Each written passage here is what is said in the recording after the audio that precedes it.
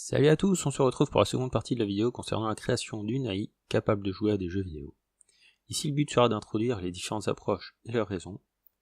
Je ne reviendrai pas sur les maths, mais pour ceux que ça intéresse, vous trouverez les tests sur lesquels je me base pour arriver à les différents choix dans la description. Dans un premier temps, je me suis contenté d'un réseau de neurones simple sur Keras, avec des dropouts entre chaque réseau de neurones, histoire d'avoir une meilleure généralisation des features discriminantes. Le score est plutôt faible avec un 25% de précision ainsi qu'une perte conséquente et quasi constante sur l'ensemble des itérations.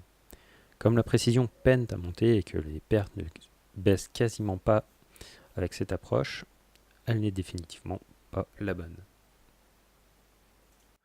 Je suis ensuite passé sur une convolution, la base dans le domaine, le score est plutôt bas de base, j'arrive à peine à un 40 voire un 50% de précision, mais en enchaînant les réseaux de convolution, j'arrive à un petit 70%.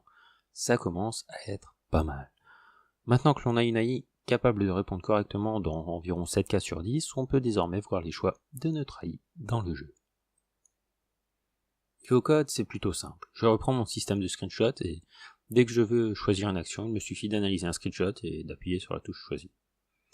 Pour le système de screenshot, j'utilise toujours encore OpenCV et pour l'appui sur le clavier depuis mon programme, le module keyboard permet d'appuyer et de relâcher une touche à la demande.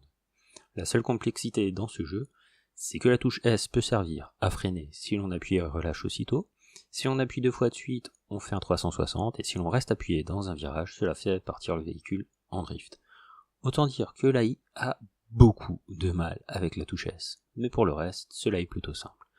D'autant plus qu'en filtrant les prédictions trop faibles, on arrive rapidement à avoir de très bons choix. L'AI n'est pas parfaite, son comportement en jeu n'est pas toujours correct, mais je dois avouer que je ne lui ai pas facilité la tâche. Je ne lui ai appris à jouer que sur une partie d'une petite heure, ce qui ne m'a pas permis de faire le tour de toutes les cartes, et ça se ressent, d'autant plus que les différents véhicules n'ont pas les mêmes comportements. Et avec seulement 3090 données d'apprentissage, j'arrive quand même à avoir un comportement fonctionnel. En général, il faut plusieurs centaines de milliers de données pour avoir un apprentissage correct pour des convolutions. Donc l'AI peut sérieusement évoluer positivement encore dans cet environnement.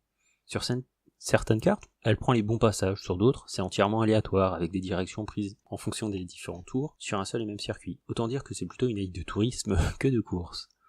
Cela dit, pour quelques heures de programmation et pas beaucoup de temps d'apprentissage, je suis extrêmement surpris par la facilité avec laquelle j'ai pu développer cette AI sans avoir énormément de connaissances dans le domaine. Voilà, c'est tout pour aujourd'hui. Passez de bonnes fêtes et bonne année bien sûr. À la prochaine.